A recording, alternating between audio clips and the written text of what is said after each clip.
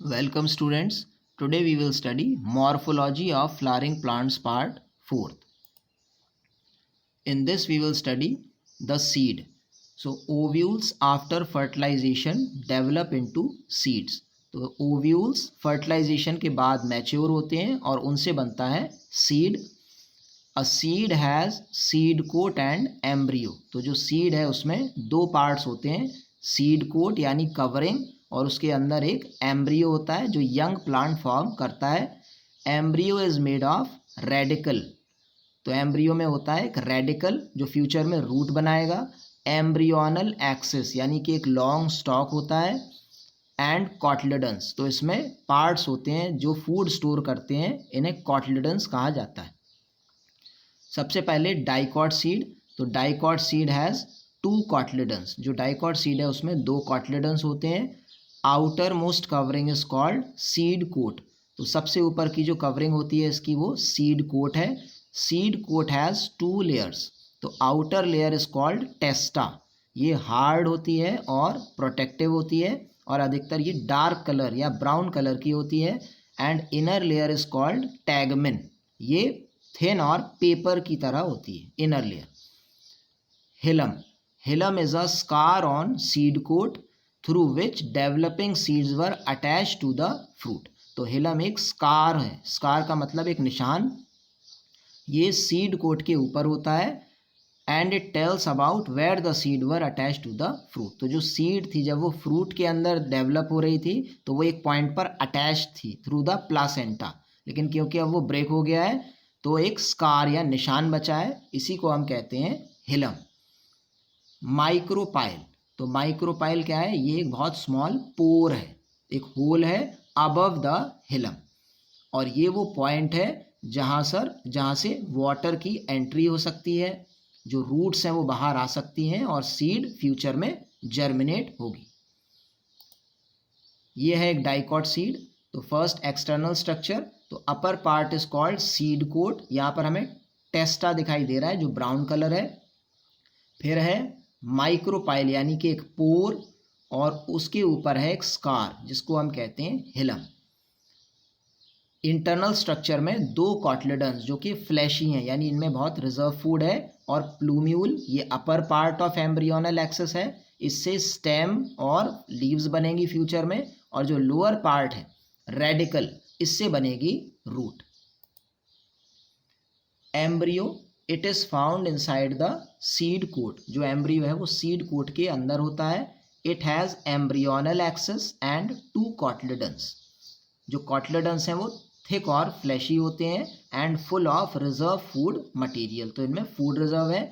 Eight the 2 ends of embryonal axis are present radical and plumule.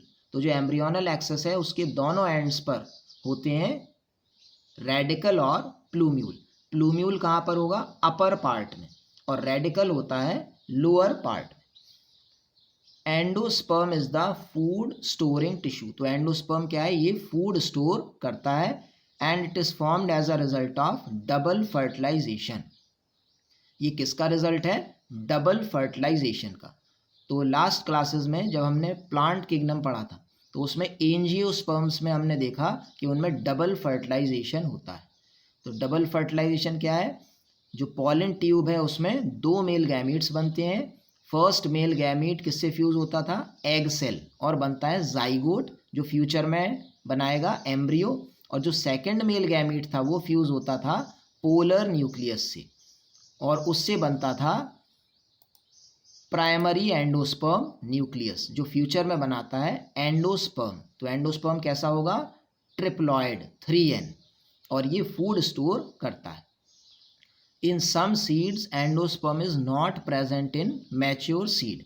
तो कुछ seeds ऐसी होती हैं जिनमें एंडोस्पर्म मैच्योर सीड में नहीं होता because it is used by the embryo. जो एम्ब्रियो उसने उसको यूज़ कर लिया है. ऐसी सीड्स को कहा जाता है नॉन एंडोस्पर्मस. एग्जाम्पल है इसका बीन, ग्राम एंड पी. जबकि कुछ सीड्स ऐसी होती हैं जिनमें एंडोस्पर्म रिमेनिंग होता है, वो बच जाता है, उन्हें कहते हैं एंडोस्पर्मस. उसका एग्जाम्पल है कैस्टर और कोकोनट. नेक्स्ट है मोनोकॉटलिडनस सीड. तो इनमें केवल एक कॉटलेडन होता है। दे आर जनरली एंडोस्पर्मिक, तो इनमें एंडोस्पर्म हमेशा प्रेजेंट होता है, लेकिन एक एक्सेप्शन है इसमें, ऑर्किड प्लांट, जो नॉन एंडोस्पर्मिक होते हैं। सीड कोट इज मेम्ब्रेनस, तो इनकी जो सीड कोट है वो मेम्ब्रेन की तरह बहुत थिन होती है, and generally fused with a fruit wall, तो ये फ्रूट वॉल से फ्यूज्ड होती है। तो सीड कोट और फ्रूट वॉल में कोई डिफरेंस नहीं है, दोनों फ्यूज हो जाते हैं। एंडोस्पर्म इज बल्की, तो एंडोस्पर्म बहुत ज़्यादा होता है, एंड स्टोर फूड। इस ग्रुप में अधिकतर आती हैं सीरियल्स यानी कि अनाज, जैसे कि व्हीट, राइस और मेज, क्योंकि इनमें एंडोस्पर्म ज़्यादा होता है। Outer covering of endosperm separate the embryo bye a protein layer called aleurone layer. जो एंडोस्पर्म है वो एम्ब्रियो से सेपरेट है, दोनों के बीच में एक लेयर है जो कि एंडोस्पर्म को कवर करती है, इसे कहते हैं एल्यूरॉन लेयर, और इसमें होता है प्रोटीन। एम्ब्रियो इज स्मॉल, तो एम्ब्रियो बहुत स्मॉल है, and found in a groove at one end of endosperm, और ये एक बहुत ही साइड में एक छोटा सा डिप्रेशन, गहराई है उसमें ये होता है और छोटा होता है। Embryo has one large and shield shaped cotyledon known as scutellum. जो एम्ब्रियो है उसमें एक बहुत ही लार्ज कॉटलेडन होता है जो शील्ड की तरह होता है। शील्ड होता है ढाल, यानी ये कर्व, इसको कहते हैं स्कूटेलम। तो मोनोकॉट में कॉटलेडन को कहा जाता है scutellum. A short axis with plumule and radical which are enclosed in sheets called coleoptile and coleorhiza respectively. तो एक शॉर्ट एक्सिस होती है जिसका अपर पार्ट होता है प्लूम्यूल, जो फ्यूचर में शूट बनाएगा या स्टेम। रेडिकल जो लोअर पार्ट है ये रूट बनाता है। प्लूम्यूल के ऊपर जो कवरिंग होती है उसको कहते हैं कोलियोप्टाइल, और रेडिकल के ऊपर जो कवरिंग होती है वो कहलाती है कोलियोराइजा। तो हम ऐसे इसको याद रख सकते हैं कि प्लूम्यूल में पी होता है और कोलियोप्टाइल में भी पी है, जबकि रेडिकल में आर है और कोलियोराइजा में भी आर है। दिस इज मोनोकॉट सीड, तो इसमें एंडोस्पर्म जो it is a large part और एम्ब्रियो है थिन। अगर हम इस सीड का लॉन्गिट्यूडनल सेक्शन यानी इसको लेंथ में काटें तो हमें दिख रहा है सबसे बाहर है seed coat and fruit wall, they are fused. फिर है एल्यूरॉन लेयर जो प्रोटीन लेयर है, ये एंडोस्पर्म को कवर करता है, और एंडोस्पर्म को कॉटलेडन से, जिसमें एम्ब्रियो है, जिसके साइड में यहाँ पर हमें दिख रहा है जो एम्ब्रियो है, इस एम्ब्रियो से सेपरेट कर रहा है। तो एंडोस्पर्म को एम्ब्रियो से सेपरेट करता है एल्यूरॉन लेयर। फिर स्कूटेलम क्या है, ये सिंगल कॉटलेडन है।